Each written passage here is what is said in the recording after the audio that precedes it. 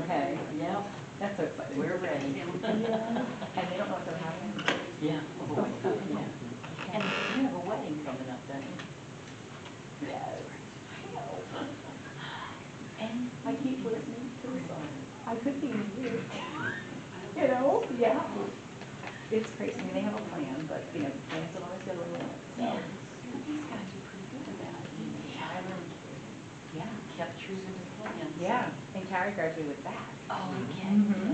Yeah, they were in the same class. Oh, she's a sweetie. I know she is. I don't know Zach, but I know Carrie's, Yeah. she's a sweetie. Yeah. I'm sure he is too. Yeah. He looks like a good guy. That was a good class. They were a good class. 2020 was good. That's Yeah. good. Yeah. So was 21. I love the kids in 21 too. Yeah. Yeah. Well, we had one last year, this year, and next year, and then we're. Oh, really? Who graduated this year? Nathan, my grandson.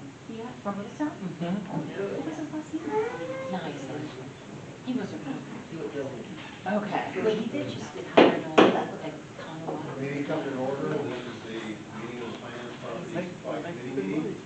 Yeah, pretty This is good. the meeting of the Littlestown Area Board of School Directors. This is a live in-person meeting taking place in the public in accordance with the Sunshine Act. By attending and or commenting publicly in this meeting, you are consenting to recording, retention, and future viewing of this meeting. Carrie, please call the roll. Nick Lovell, Here. Stephen Yerger, Here. Jeannie Ewan, Here. and Brian Knopf. You can please rise for the pledge of allegiance and the moment of silence. I pledge allegiance to the flag of the United States of America and to the republic for which it stands, one nation, under God, indivisible, with liberty and justice for all.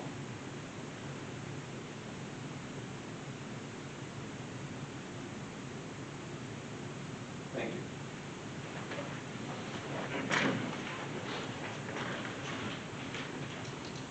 Okay. We now recognize members of the public who have signed up to provide a comment as stipulated in policy 903. When your name is called, please approach the podium, please state your name, confirm you are a resident or taxpayer in the district, and the topic of discussion is the record. Please direct your comments to the board as a whole and not to the individual. We ask that you limit your comments to 5 minutes or less. This privilege is made, this privilege to speak may be interrupted, revoked, or recessed of the meeting may be called by the chair if the speaker does not observe reasonable decorum and orderly conduct. Thank you. Chris Earl.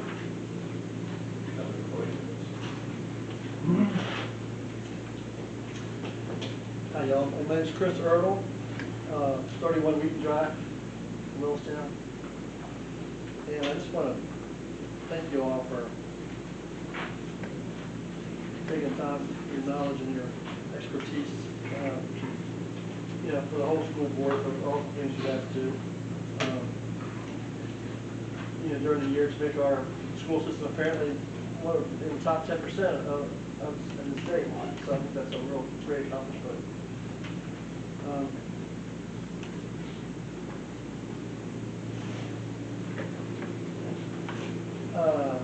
I just want to ask today, I want to ask the members to think very carefully. I'm sure you have. I mean, I want to say that's totally redundant tonight, but I think that the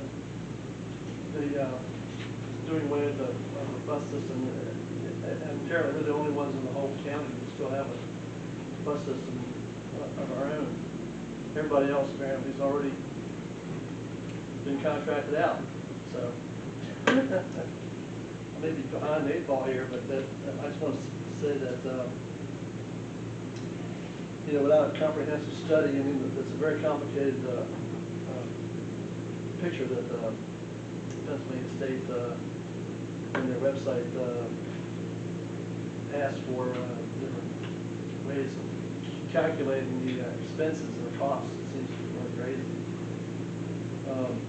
One of the things I read, which I'm not sure is true or not, is that the compensation for, in other words, everybody gets a reimbursement from the state, whether they be contractors or private systems like our own. And apparently the compensation is the same. So, you know, $540 with, you know, depreciation and and a cost for the students, you know, it's all the same, no matter whether you're giving it to the school system or giving it to a contractor. So I just don't understand how a contractor can do the same job that we're doing. I drive a van part-time, very part-time, only when I'm needed. But, you know, if this is something that the state wants, and I'm assuming it is, they want all the school systems to relinquish to the contractors, I guess there's nothing that we can do to stop it, except go down to the legislature and voice our opinions. But I don't understand, I really don't understand, there's a bellwether educational partner brochure, if you will, on our website, the Littlestown School District website, and I guess you guys have probably read it. And of course, this is outdated because the money's outdated here, but I don't know whether anything else is outdated.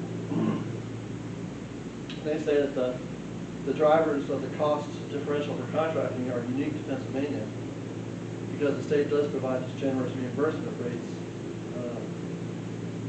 for districts that contract out transportation services. But here again, with the way I read it, unless I'm missing something, it's the same money.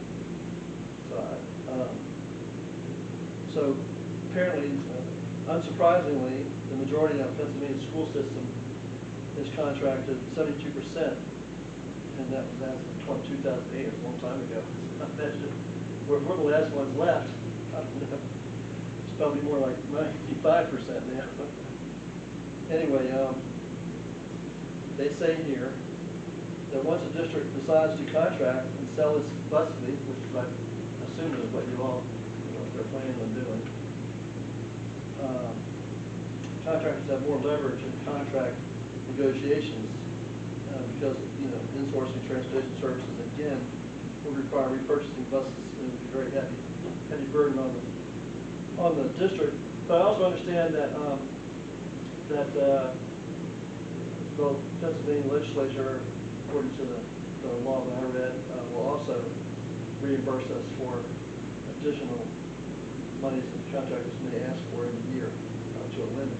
And I don't, this is something that you all really plan on doing. You have to make sure that you're limited by that amount of money, and you're not going to go over that amount of money. Otherwise, the burden that the taxpayer has to pay will go up. I'm a senior citizen. Like I say, I drive the van occasionally when my wife lets me.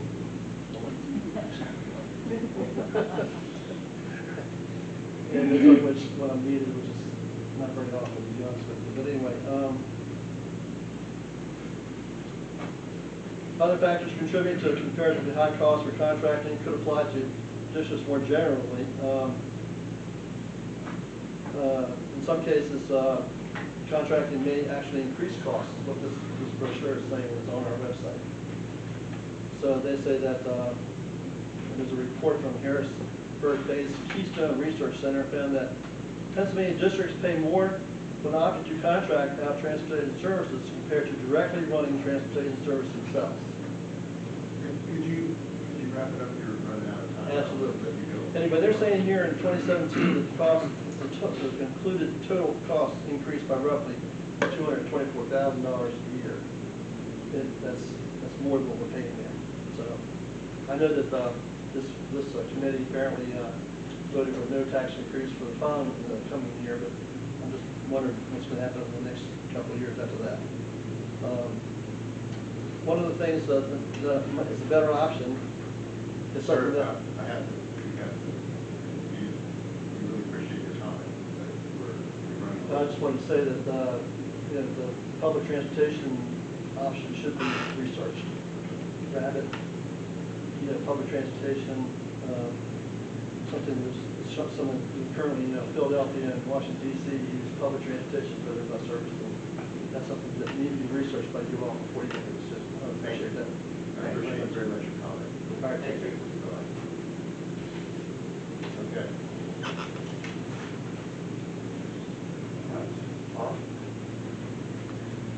So the finance presentation is going to focus on two items. Transportation, which is going to be a major topic, and then there's just one budget item that's a change from the last two meetings, change on that. So I sent out all the financial analysis to the committee. So within that, we can look at that here to start with, and we'll go down through what's in there in case there's any confusion on it, and then we'll come to, I guess, the first round of questions. And then the second half will be, we'll look at the agreement itself and any questions. So we'll look at the financials first. So the first part of the financials up in the top, we're looking at obviously the one-year budget on the left-hand block and a 7-year budget in the right-hand block. Is this part of the presentation? The top part is, the rest of it is for the finance committee, for the request to research further in depth. But the one thing that's not changed, you're going to be is the change in the incremental percentages, which on the screen is what was originally the 2.5%. So for the people out there who weren't aware, so this was, the financials are requested by the finance committee at an in-depth level. This is the higher level for review of the public to know what we're talking about. We're going to talk about some of these numbers more in depth. In the price section here in the contract was, this estimation is based off a 2.5% increase for year one and then every subsequent year up to 7 years. So within the financials, you can see in each of the boxes is the separation and staggering of percentage increases that requested, and then the breakdown on the left-hand side of what makes up each total for the 7 years. And you got to the bottom right corner of what that would cost the district across all 7 years. Just going to take a moment and say, when you had a review, was there any questions about what information was provided? We can talk about the actual numbers, but I just want to make sure everybody understands what the information is portraying and how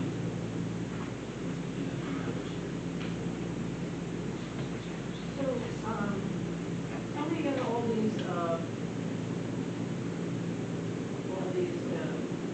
expenses here. So none of these are gonna go away. We'll say that at this time, since we are remaining keeping some of the fleet, there's 2 buses and 4 vans, that these repairs and fuel and insurance will all need to be there at some capacity. If we would remove those over time, and the district would say we don't need those anymore, that would go down subsequently. But based off of today and us keeping these amount, this is where we feel comfortable when we sat in our budget level that you say this would cover the remaining 6 vehicles or 5 vehicles. The 880,000 contract services. That is for our current Lincoln. You have that going all the way through. Correct, because that won't go away. So right now, we only have a contract locked in for 2 years. I don't know what the next 5 years after those will be. So right now, it's a no change because I don't know what that is. So right now, that's what we have budgeted to match what we believe that contract is going to be. So that would be special ed runs and non-pub runs. That would include PTI. So yes, those are locked in and subsequently will end in 2026 and 2027. And then after that, that would be negotiation if we would want to bring it into this contract, or if we would want to go and do a standalone like it currently is. That will be a discussion in those rounds. What kind of dues? I mean, I know it's not a lot, but what kind of dues do they have? So some of that is for the software. I'm sorry, not the software. The dues is for the transportation, like committee stuff that Laura is part of, to get all the communication courses. So some of that's like just like we have associations. I have my business manager, she has a transportation association that she's a part of, that we dues. And there's one more, I forget, that's a small amount, but a lot of that's like her association dues that she's a part of, so she can get all the up-to-date compliance stuff and stuff going down. And since she would be remaining, and she would be coordinating all of those things, she would want to keep her educated on what's happening in the world of education. That would be mainly on the contractor, and on the problem calls. That's for the drivers. This is on our employee. And I will say, regardless if we're contracted, just like Chartwell's, the burden of maintaining compliance is on the district. We have to hold the contractor accountable. If we don't know what they should be accountable for, how do we hold them accountable? That's the reason of having the director, and we're forced to have one in-house by the law, that somebody has to keep them accountable and hold them to what they say. They can't just make up reports, and we have to make sure we verify the mileage and they doing the things that we say that we're doing. Yeah, just put it simply, you can't have a box guarding 10 miles. Correct. So that's where It's it's kind on. of, I'm sorry, it's kind of what you do with the cafeteria. Correct. You have a liaison with the cafeteria. Yeah, it's currently a director level, she does all those things. I would recommend that it stay at the director level. She's done a fine job and satisfactory job. And I would say we could creating the routes and maintaining the stuff that we say we want to maintain, we would need somebody of that level to maintain those services. Yeah, and with information that she could receive that is sensitive to student nature, I would say yes. So as soon as you said that, that reminded me. There's some weight to some of these positions. I would mirror and say that we would need to do this director.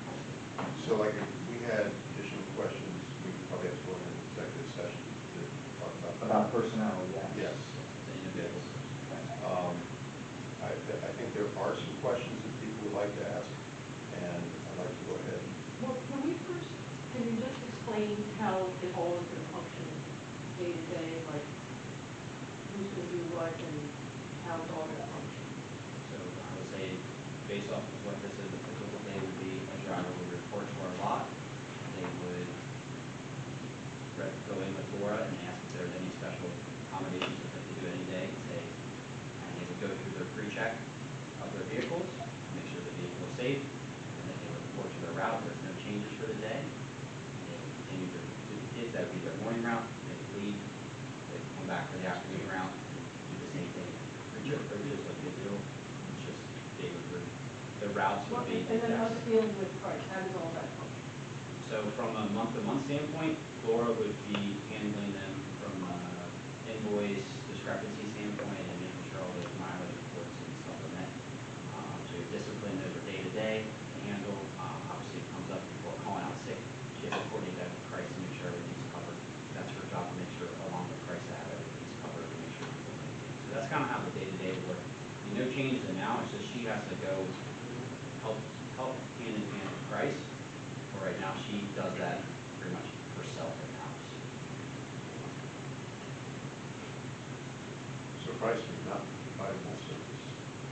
They would be providing the buses and the drivers, and we're paying them and reporting all that information. But Laura is basically the liaison to the district that handles all district communication In other words, and it's, communication. Yeah, and the routing. Yeah. I mean, are you guys good with that, or do you need further information? It's functionally the same. Functionally, operationally the same. The only difference is, and I've shared this, we've shared this with the drivers, the only difference would be the paycheck. They would not get paid from us, they would get paid from us. Everything else stays the same. Except I would say they would probably have monthly safety meetings with Price. If Spring Grove. Or here, maybe, depending on what the situation is. Okay. I mean, Jeannie, do you have any? Well, I first want to understand the whole thing. So, the in-house, the 140 a day, is that with fees? Yeah, so that would be all in with Peters and Social Security, and only raising our bus routes to 100. So we would keep our vans, this is not including the vans. Just our targeting the buses, that's what the scenario was in the back of the short buses the most, hardest time to get buses, so we target that first, especially when we vans if we have any trouble. So that's what that is, that would be all in cost, and then also, like I have a note there, it does include the purchase of a new vehicle or new bus within that plan, because that would be back on the table as refreshing our fleet if we were looking to keep it in-house. So I just want to make that's also part of that cost. So is it $140 a day, is their salary plus the features is included in this estimate, or is it? Correct. So 140 would be their base, and then we have to have them. So, and how much would they be making a day in contract? I can't answer that because it can be variable based on the person. Estimate based on the numbers that we have. I I don't know what they pay for. Yeah, the concern is if we say a number and it's not that, we either make the bus drivers happy or angry. And I was gonna say, I don't think they told us what their, like what the rates they do. I would say it's higher than what we get paid right now, and that $140 a day estimate is us being competitive with all transportation vendors. Because, yeah, we refreshed back in January, it's between 140 and 150 with the estimation to match and then slightly better ourselves in the competition. That would be the, not just match, we'd have to be like, I think it was like $5 or $10 more, so I think that was kind of the 140, 150, because there's obviously vendors that are more and less. We try to average that out and say, if we're gonna entice them away from the contract, that we have to do at least that or better. Okay? So, but there's no guarantee as of right now what our drivers are going to get paid. And I would just say there's also no guarantee we raise the rates that they will come join us and not stay with the contract as well. Like, this is a scenario we face all the time, is if we raise rates, will we entice people to come to us, or are we still gonna face the same struggles, even regardless, because there's not many people out there who are looking to be bus drivers. Yeah. There's a statewide shortage. I'll see if I can try to help clarify too. What we can provide as a district is if the board agrees to increase the salary and then the additional money that would take to be competitive, that's all we can provide. We do know that Christ provides attendance bonuses for their drivers. We do know that they provide safety bonuses for their drivers. We do know that they have a very competitive wage beyond what we currently have that would be commensurate with $140 a day. So you know that's a minimum that they, Correct. And I would say they also have some benefit package, like dental. They have a 401k, That's health but you don't insurance. know that number though, that's the unfortunate part, because we're trying to compare apples and oranges, you know, Right. we're trying to share so. And we did have it as part of this, looking for our drivers, since we do value and honor their time and their commitment to safety for our students, we did have it written into the contract and agreeable that they would have the first right of refusal if they did not want to work for Christ. Christ needs to interview them and employ them. That's not what I don't think that, I'd like to see that contract language a little stronger. I think that if it says the district is part of the contract to interview and consider those opinions. So I think that's, consider is a very helpful interpretation word. They can consider it, to consider